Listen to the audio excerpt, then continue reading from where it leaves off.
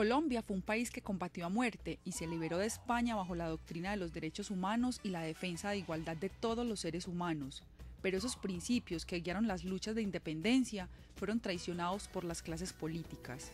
Hay que tener en cuenta que muchos afrodescendientes, un gran porcentaje, como indígenas hasta la Constitución del 91 no tenían cédula.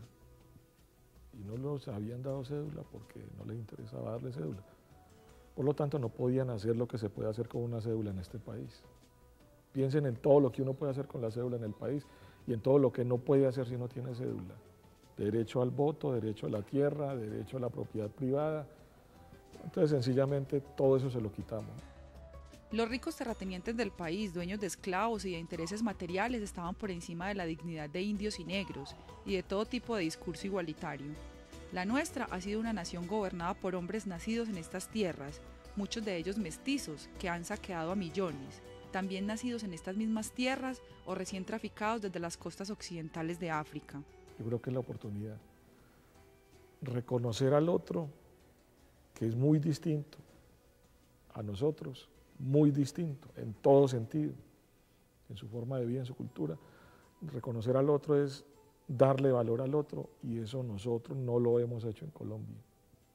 Y yo creo que es una oportunidad de que reconozcamos que hay otros colombianos que no piensan como nosotros, que no hablan nuestra lengua, que no se visten como nosotros, que no tienen la estructura de pensamiento que nosotros tenemos, porque el colombiano tradicional, el colombiano de los siglos pasados, del 19 y del 20, le quitaron a los afrodescendientes y a los indígenas le quitaron todo eso, le quitaron su derecho a ser reconocido como colombiano, le quitaron sus derechos civiles, culturales, económicos, políticos.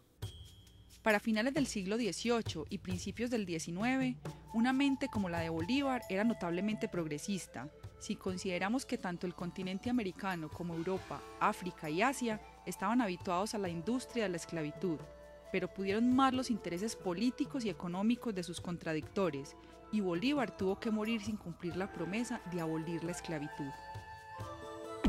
Por otro lado, ha sido muy desmeritado el trabajo de la población negra en el proceso de la independencia de Colombia. La educación, las tradiciones, las creencias religiosas, la manera en cómo la economía estaba basada en un sistema esclavista y la creencia en una falsa superioridad fueron aspectos claves para determinar nuestro futuro y para escribir nuestro pasado. Creo que la celebración del Bicentenario es una oportunidad que no la vamos a volver a ver, para que el colombiano tradicional, no afrodescendiente e indígena, reconozca que hay otros colombianos, que hay colombianos afrodescendientes y que hay colombianos indígenas. Las clases dominantes de nuestro país no nacieron de la nada. Tradicionalmente son ricos hacendados, terratenientes y herederos de importantes fortunas, las cuales se basaron y se forjaron sobre la mano de obra esclava. La educación que estas clases tenían era, por cierto, la mejor que se podía encontrar en el momento, y al provenir de la herencia española, lo más normal era que esta misma enseñanza se le dieran a los niños y jóvenes de las más importantes familias, que aunque nacidos en América, no podrían olvidar las antiguas tradiciones europeas, que al fin y al cabo los tenían en la cúspide de la sociedad del Nuevo Mundo. Estas nuevas generaciones, que más tarde serían maestros, ministros, escritores y hasta presidentes, serían quienes no solo guiarían nuestro futuro, sino también los que escribirían nuestro pasado. Y es ahí, en nuestro pasado, en donde debemos empezar a corregir y cuestionarnos cosas. ¿Cómo podemos esperar que en la historia de nuestra independencia se le otorguen plazas importantes a las comunidades afros o a las indígenas si nunca siquiera se ha pensado en un futuro para ellas? Es más, desde los comienzos de nuestra nación, ni siquiera se contemplaba un futuro compartido con estas poblaciones. Yo creo que es hora de que reconozcamos que están ahí, en primer lugar. En segundo lugar, es hora de que parte de la celebración sea parte de la reivindicación de esas culturas y que pidamos un perdón histórico para esos grupos y que ese perdón histórico no solamente se quede en un discurso, sino en oportunidades de empleo, oportunidades políticas, educativas, incluso oportunidades de integrarse al país. ¿Cómo se va a integrar el Chocó con el resto del país si no hay acceso? En pleno siglo XXI, y la carretera entre Medellín y el Chocó es una trocha. Pleno siglo XXI. Es inconcebible. Y eso hace parte del descuido estatal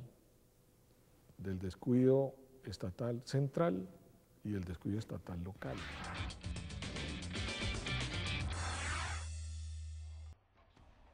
Las causas que originaron el desplazamiento de la población afro de los libros de historia de nuestra gloriosa independencia pueden ser tan diversos como tan oscura la piel que los protege.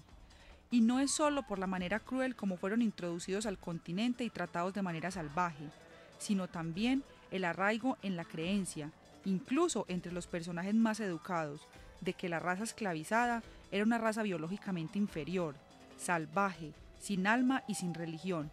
Por eso eran bautizados al momento de su desembarque en las Américas, para comenzar un proceso de adoctrinamiento cristiano sin importar en qué creyeran ellos al momento de su captura, ya que esas creencias solo eran consideradas como vanas supersticiones y brujerías que deberían ser limpiadas con el nuevo bautizo cristiano al cual deberían acogerse.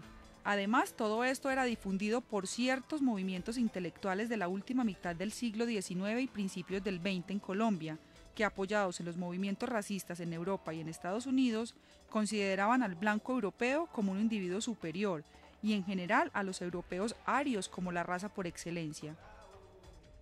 Por su parte, en los círculos europeos se presentaba no solo al indio y al negro, sino a todo lo americano como inferior.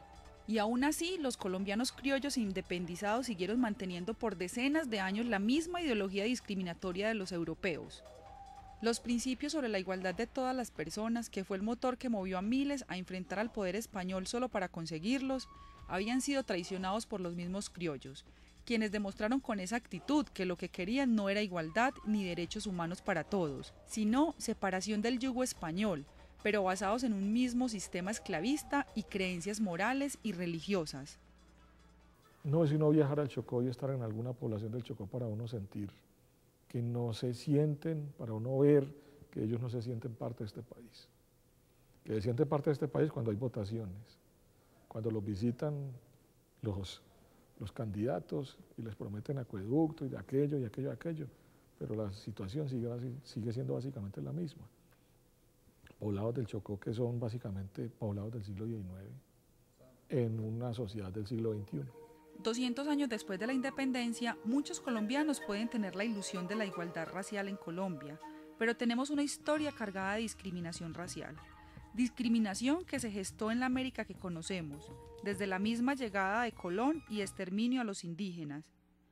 Luego continuó con la traída de los africanos y todo encabezado por los mismos europeos, pero siglos más tarde, luego de rebeliones, guerras, independencias, vanas promesas, política, muchas historias y decenas de celebraciones de independencias, la diferencia racial continúa. Además, la concepción de que unas razas son mejores que otras y de que la tierra pertenece solo a unos cuantos y la gran masa solo tiene derecho a trabajarlas, es el único principio que los líderes políticos y económicos de nuestra gran nación colombiana no han traicionado durante estos 200 años, y al cual se han aferrado fielmente de generación en generación. Estamos hablando del bicentenario de 200 años de independencia, pero hay población colombiana que no ha sido independiente, sino excluida, y eso es otra cosa.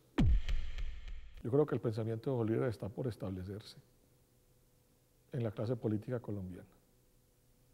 Yo creo que los políticos colombianos deberían comenzar su formación por leer a Bolívar y por leer la Declaración de los Derechos Humanos. El objetivo de este programa no ha sido mostrar el racismo que ha tenido las generaciones de colombianos desde la independencia hasta ahora, pero una forma de explicar el por qué los afrocolombianos no han sido tenidos en cuenta en los gloriosos relatos de las batallas de independencia se podría resumir en una palabra: racismo. ¿Cómo incluir en las épicas históricas oficiales negros que escapaban de las haciendas de los terratenientes y a los cuales se les llamaba cimarrones para compararlos con aquellos cerdos domésticos que alcanzaban cierto grado de salvajismo? Para la época de entonces, y tal vez para la actual, los cuadros de Bolívar, Santander, Nariño y demás próceres de nuestra independencia se verían opacados si a su lado se pintaran los héroes negros que también dieron sus vidas por la tan anhelada libertad y los principios de igualdad. Además, deberíamos preguntarnos si ¿se atrevería algún presidente de Colombia a colgar la figura de un hombre negro en los salones presidenciales? ¿Con qué cara el Congreso de Colombia aprobaría leyes racistas si la población negra colombiana hubiera sido reconocida abiertamente como un elemento necesario y partícipe de las gestas independentistas? ¿Podría un presidente colombiano negar la libertad o la cédula a la población negra y salir a decirlo públicamente con una inmensa pintura del líder negro Domingo Biojó a sus espaldas y una leyenda que lo distinguiera como un combatiente incansable en contra de la corona española? La verdad es que todas estas preguntas tal vez sean innecesarias, porque en la nación colombiana, con la herencia que trajeron y dejaron los primeros europeos que pisaron esta tierra, tal vez el cuento no tenía otro camino diferente al que tuvo. El de ser enmarcado por el racismo que para aquella época dominaba el antiguo continente y que más tarde pondría a reflexionar al mundo con el holocausto que iniciarían los nazis y que culminó en el desenlace de la Segunda Guerra Mundial y que a la postre ocasionaría millones de muertos. El centenario de la independencia de Colombia fue celebrado como un reconocimiento a la mayoría de edad del país. Ahora en el bicentenario es hora de revisar ese concepto de mayoría de edad.